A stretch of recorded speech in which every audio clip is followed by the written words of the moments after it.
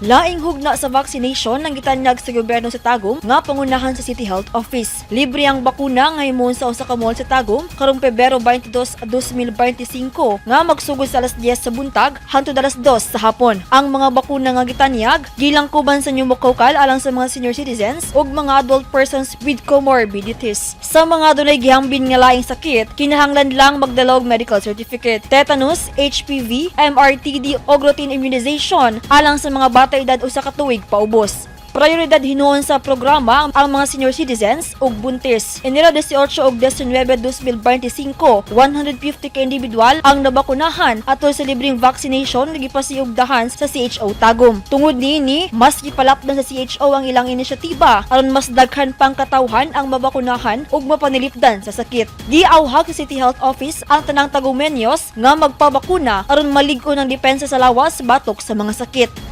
Shiny Bulyaser, Newsline Philippines, stay safe!